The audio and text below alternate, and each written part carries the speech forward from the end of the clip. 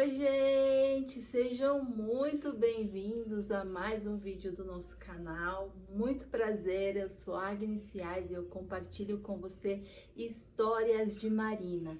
Gente, hoje eu quero falar um pouquinho sobre relacionamento, sobre términos, sobre encerramento de ciclos, aquilo que faz mais sentido para você, como você queira colocar.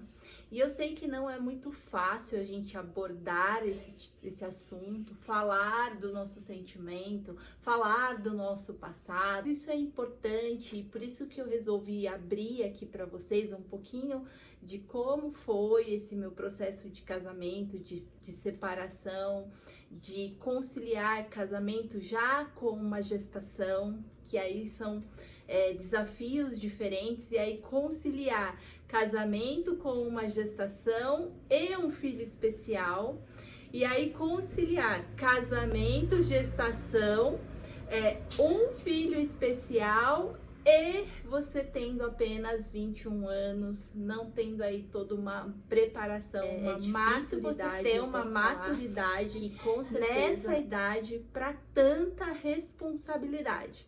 E é mais ou menos assim que começa a minha história. Não reparem, a Marina tá por aqui, tá brincando e faz parte da nossa rotina e para eu gravar aqui conteúdo para vocês. Foi assim, gente, que começou. Eu tinha 21 anos, eu tava no penúltimo ano de faculdade. Eu tinha aí uma perspectiva de vida de terminar essa faculdade, de fazer um intercâmbio, de conhecer o mundo. Eu tenho esse lado sonhador e às vezes eu confesso até que eu viajo aí na maionese, né? Imagina lá atrás, sem ter essa maturidade.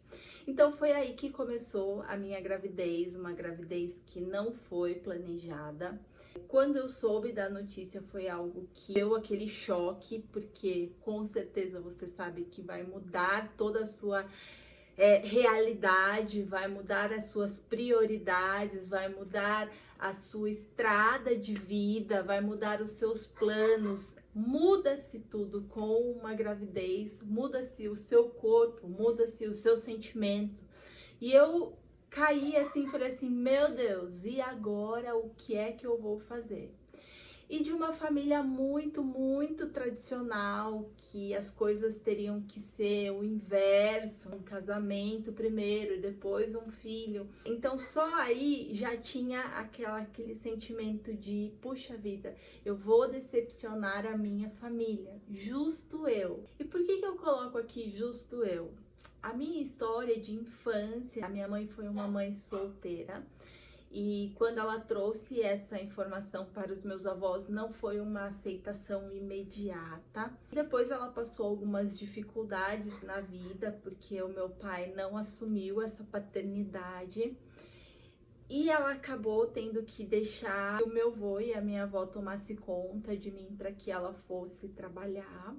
Então, boa parte aí da minha infância, eu fui criada pelos meus avós, que eram a minha base de tudo. E quando eu fiquei grávida, eu falei assim, puxa vida, eu vou decepcionar os meus avós, a minha mãe. Então, mesmo não tendo essa certeza de caminhos de vida, eu tinha duas questões dentro de mim. E também tinha uma questão muito pessoal, particular, que é na minha mente. Como eu fui criada sem pai, sem a presença do meu pai, eu não quero fazer isso com a minha filha.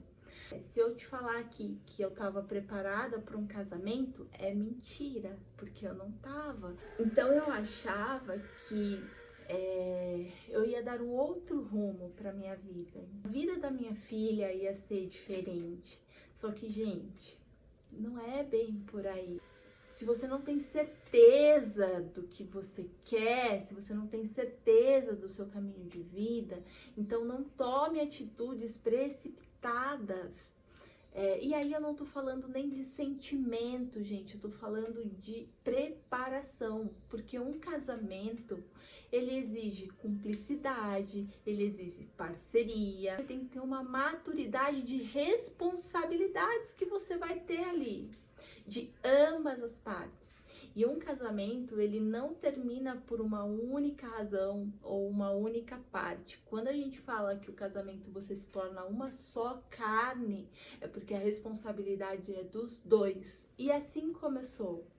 E eu lembro dessas conversas com a minha família, todo mundo falava assim: Agnes, mas você tem certeza que você tá preparada? E eu sabia, gente, que eu não estava preparada.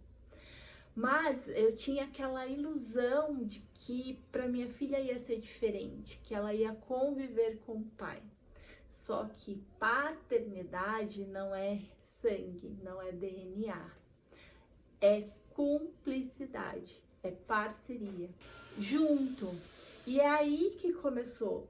Eu lembro que quando eu fui entrar na igreja, gente, um choro me tomou de uma certa forma, um medo, uma insegurança tão grande, mas tão grande, que eu lembro por essa luz que tá me iluminando. O meu tio falou assim: você quer desistir?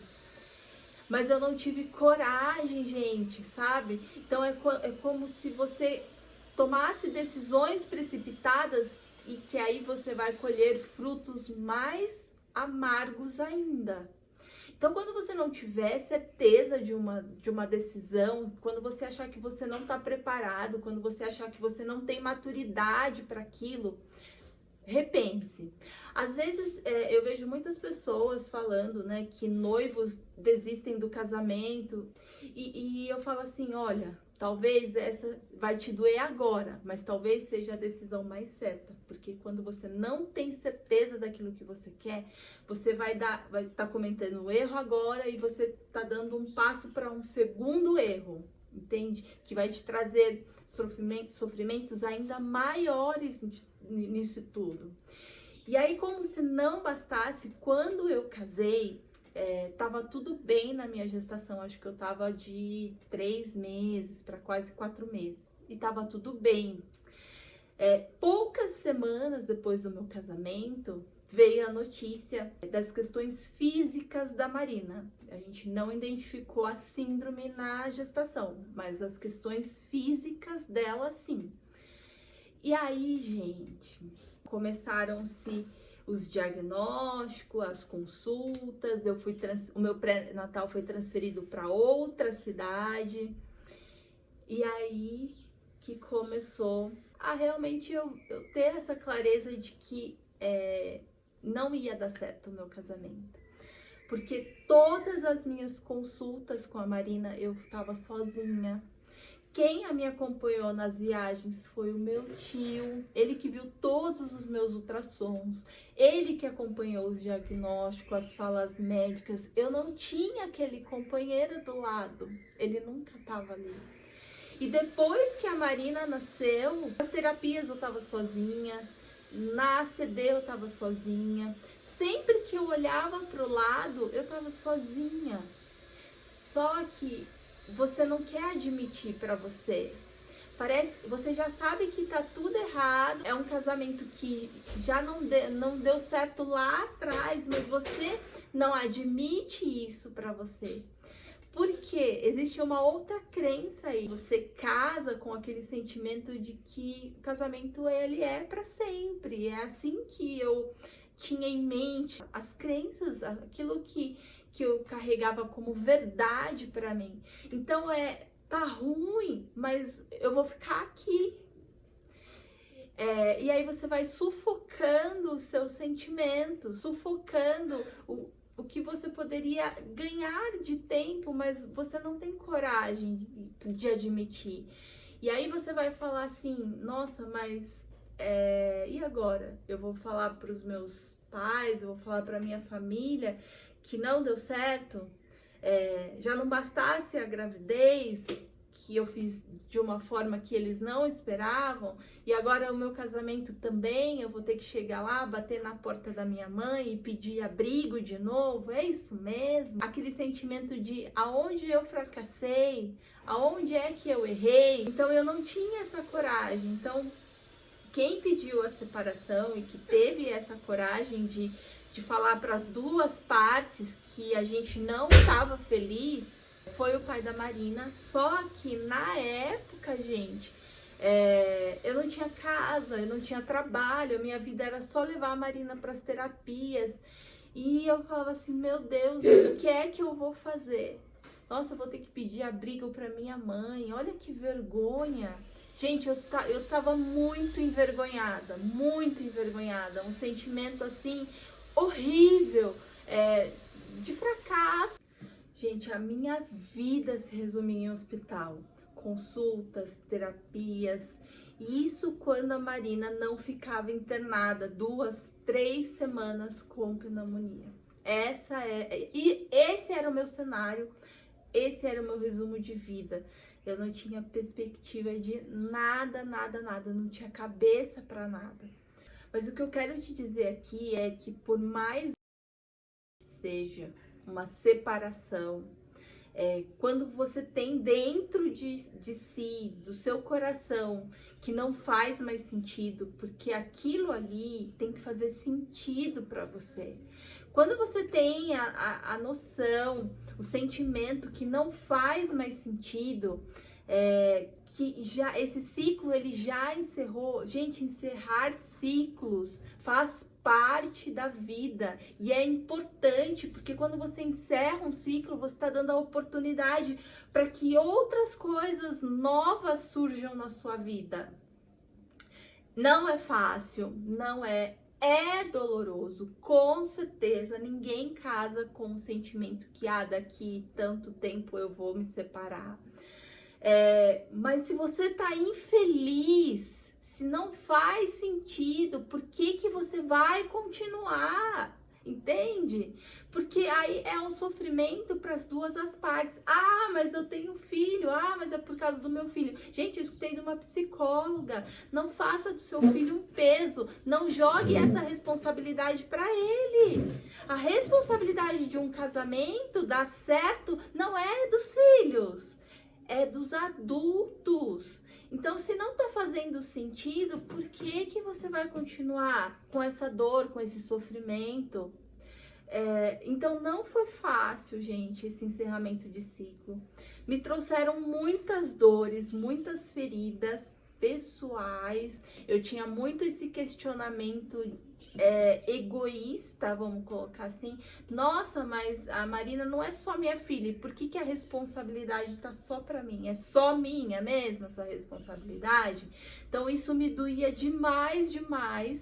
Mas quando eu lembro que lá no casamento a responsabilidade também só era minha, né, de terapias, de consultas, de tudo isso, então que diferença fazia? E aí eu preciso entender que eu preciso dar conta e fazer a minha parte, porque eu vou ser cobrada um dia. Então eu não posso querer cobrar a parte do outro, mas eu tenho que ter essa certeza de que a minha parte eu tô fazendo.